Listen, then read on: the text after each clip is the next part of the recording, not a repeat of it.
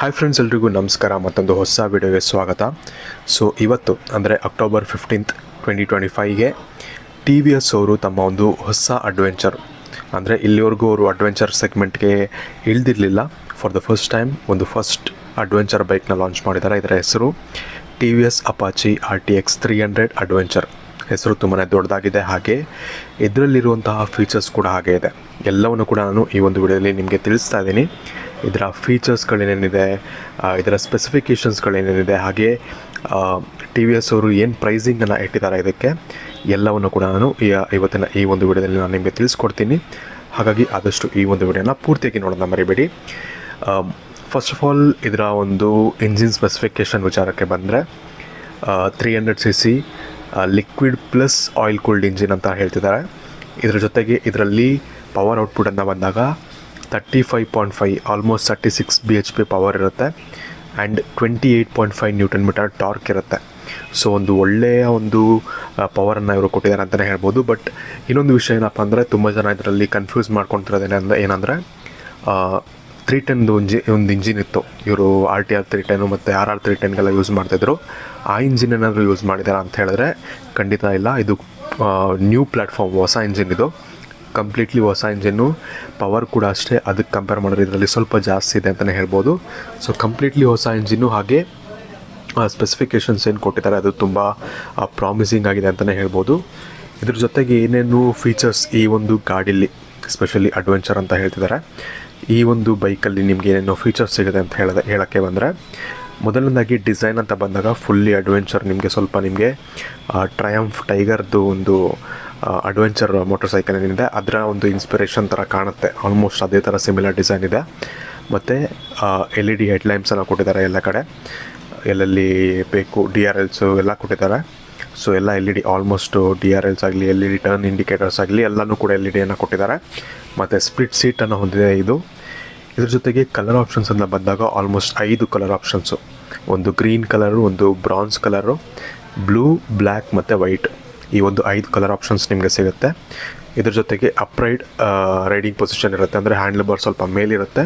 So ಇದು ನಿಮಗೆ ಟೂರಿಂಗಿಗೆ ಸ್ವಲ್ಪ ತುಂಬ ಹೆಲ್ಪ್ ಆಗುತ್ತೆ ಅಂತ ಹೇಳ್ಬೋದು. ಈ ರೀತಿಯಾದಂಥ ಒಂದು ರೈಡಿಂಗ್ ಸ್ಟಾನ್ಸನ್ನು ಕೊಟ್ಟಿದ್ದಾರೆ. ಇದು ಕೂಡ ಒಂದು ಒಳ್ಳೆಯ ವಿಷಯ ಅಂತಲೇ ಹೇಳ್ಬೋದು. ಇದ್ರ ಜೊತೆಗೆ 6 ಸ್ಪೀಡ್ ಗೇರ್ ಬಾಕ್ಸ್ ಸಿಗುತ್ತೆ, ಹಾಗೆ ಬೈ ಡೈರೆಕ್ಷನಲ್ ಕ್ವಿಕ್ ಶಿಫ್ಟರ್ ಕೂಡ ಸಿಗುತ್ತೆ. ಇದು ನಿಮಗೆ ಮೋಸ್ಟ್ಲಿ ಟಾಪ್ ಎಂಡ್ ವೇರಿಯಂಟಲ್ಲಿ ಮಾತ್ರ ಸಿಗುತ್ತೆ ಅಂತ ಅನಿಸುತ್ತೆ. ಇಲ್ಲಿವರೆಗೂ ಅವರು ಕರೆಕ್ಟಾಗಿ ಕ್ಲಾರಿಫೈ ಮಾಡಿಲ್ಲ ಇದನ್ನು. ಬಟ್ ಕ್ವಿಕ್ ಶಿಫ್ಟರ್ ಆಪ್ಷನ್ ಅಂತೂ ಇದ್ದೇ ಇದೆ. ಸೊ ಬೈ ಡೈರೆಕ್ಷನಲ್ ಅಂದರೆ ಅಪ್ ಶಿಫ್ಟು ಡೌನ್ ಶಿಫ್ಟು ಎರಡೂ ಆಗುತ್ತೆ. ಸೊ ಅದು ಕೂಡ ಇದೆ. ಅದ್ರ ಜೊತೆಗೆ ನಾನು ಮುಂಚೆನೇ ಹೇಳಿದಾಗೆ ಕೂಲಿಂಗ್ ಸಿಸ್ಟಮ್ ಅಂತ ಬಂದಾಗ ಲಿಕ್ವಿಡ್ ಮತ್ತು ಆಯಿಲು ಎರಡು ಮಿಕ್ಸ್ ಆಗಿ ಒಂದು ಕೂಲಿಂಗ್ ಮಾಡೋವಂಥ ಒಂದು, ಅಂದರೆ ಎರಡರದ್ದು ಕಂಬೈಂಡ್ ಕೂಲಿಂಗ್ ಇರುತ್ತೆ ಅಂತಲೇ ಹೇಳ್ಬೋದು. ಮತ್ತು TFT ಡಿಸ್ಪ್ಲೇನ ಕೂಡ ಕೊಟ್ಟಿದ್ದಾರೆ, ತುಂಬ ಚೆನ್ನಾಗಿರುವಂಥ ಒಂದು TFT ಡಿಸ್ಪ್ಲೇ.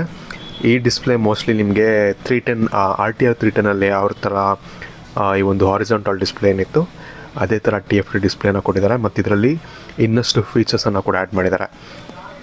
ಮ್ಯಾಪು ಕೂಡ ನೀವು ಅದರಲ್ಲೇ ನೋಡ್ಬೋದು ಅಂತ ಹೇಳ್ತಿದ್ದಾರೆ. ಅಂದರೆ ಮ್ಯಾಪ್ ನ್ಯಾವಿಗೇಷನ್ ನಿಮಗೆ ಹಿಮಾಲಯನ್ 450ಲಿ ಯಾವ ಥರ ಮ್ಯಾಪ್ ನ್ಯಾವಿಗೇಷನ್ ನೀವು ಕನ್ಸೋಲಲ್ಲಿ ನೋಡ್ಬೋದಾಗಿತ್ತು ಗೂಗಲ್ ಮ್ಯಾಪ್ಸ್ದು, ಅದೇ ಥರ ಗೂಗಲ್ ಮ್ಯಾಪ್ಸ್ ನ್ಯಾವಿಗೇಷನನ್ನು ನೀವು ಈ ಒಂದು ಕನ್ಸೋಲಲ್ಲಿ ನೀವು ನೋಡ್ಬೋದು ಅಂಥ ಒಂದು ಆಪ್ಷನನ್ನು ಕೊಟ್ಟಿದ್ದಾರೆ. ಜೊತೆಗೆ ನೀವು ಗೋಪ್ರೋನ ನೀವು ಯೂಸ್ ಮಾಡ್ತಿದ್ದೀರಾ ಅಂತ ಹೇಳಿದ್ರೆ ಗೋಪ್ರೋನ ಕೂಡ ನೀವು ಕಂಟ್ರೋಲ್ ಮಾಡ್ಬೋದು ಅಂತ ಹೇಳ್ತಿದ್ದಾರೆ.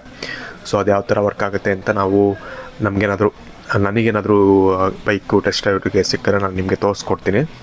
ಸೊ ಇದೆಲ್ಲ ಇದೆ. ಇದರ ಜೊತೆಗೆ fast charging, USB fast charging port ಸಿಗುತ್ತೆ, ಬ್ಲೂಟೂತ್ ವೈಫೈ ಕನೆಕ್ಟಿವಿಟಿ ಸಿಗುತ್ತೆ, ಹಾಗೆ ನಿಮಗೆ 4 ರೈಡಿಂಗ್ ಮೋಡ್ಸ್ ಕೂಡ ಸಿಗುತ್ತೆ. ಅರ್ಬನ್ನು, ರೇನು, ಟೂರ್ ಮತ್ತು ರ್ಯಾಲಿ ಅಂತ 4 ರೈಡಿಂಗ್ ಮೋಡ್ಸ್ಗಳು ಸಿಗುತ್ತೆ. ಹಾಗೆ ABS ಕೂಡ ಇದರಲ್ಲಿ ಸ್ವಲ್ಪ ಡಿಫ್ರೆಂಟ್ ಸ್ಟೈಲ್ಸ್ ಇರುತ್ತೆ. ಅಂದರೆ ABS ಕೆಲವೊಂದಕ್ಕೆ ರೇರ್ ABS ಆಫ್ ಆಗೋದು ಇಂಥದ್ದೆಲ್ಲ ಇರುತ್ತೆ. ಸೊ ಅದೆಲ್ಲ ನಾನು ಬಂದಮೇಲೆ ಕಂಪ್ಲೀಟಾಗಿ ಡೀಟೇಲ್ಸನ್ನು ಕೊಡ್ತೀನಿ.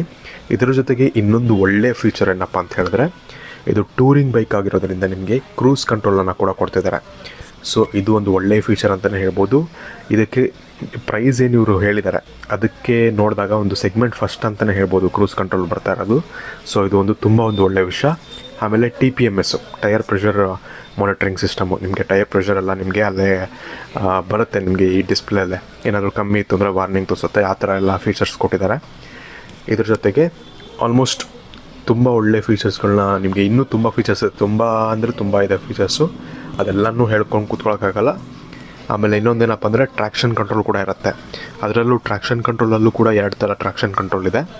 ಸೊ ಅದು ಕೂಡ ಒಂದು ಒಳ್ಳೆಯ ವಿಷಯ ಅಂತಲೇ ಹೇಳ್ಬೋದು.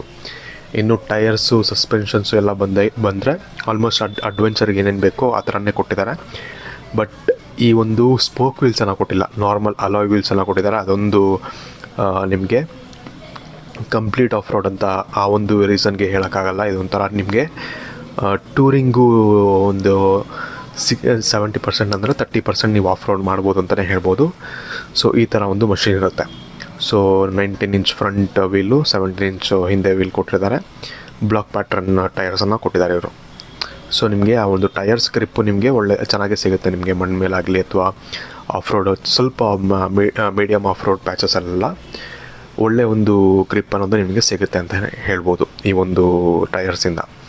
ಸೊ ಕಾಂಪಿಟೇಷನ್ ಅಂತ ಬಂದಾಗ ನಿಮಗೆ ಆಲ್ಮೋಸ್ಟು ADV 250 KTM ಕಡೆಯಿಂದ ಏನು ಬರುತ್ತೆ ಅದಕ್ಕೆ ಒಂದು ಡೈರೆಕ್ಟ್ ಕಾಂಪಿಟೇಷನ್ ಆಗುತ್ತೆ. ಮತ್ತು ರಾಯಲ್ ಎನ್ಫೀಲ್ಡ್ ಕಡೆಯಿಂದ ಸ್ಕ್ರ್ಯಾಮ್ 440 ಏನು ಬರುತ್ತೆ ಅದಕ್ಕೂ ಕೂಡ ಒಂದು ಒಳ್ಳೆ ಕಾಂಪಿಟೇಷನ್ ಆಗುತ್ತೆ. ಇದರ ಜೊತೆಗೆ ST ಅಡ್ವೆಂಚರ್ ಏನು ಬರುತ್ತೆ ಅದಕ್ಕೂ ಕೂಡ ಒಳ್ಳೆ ಕಾಂಪಿಟೇಷನ್ ಆಗುತ್ತೆ. ಜೊತೆಗೆ ಸುಜುಕಿ ವಿಸ್ಟಾಮ್ ಏನಿದೆ ಅದೇ ಒಂದು ಪ್ರೈಸ್ ರೇಂಜಲ್ಲಿ ಬರೋದ್ರಿಂದ ಇದಕ್ಕೂ ಕೂಡ ಒಂದು ಒಳ್ಳೆ ಕಾಂಪಿಟೇಷನ್ ಆಗುತ್ತೆ.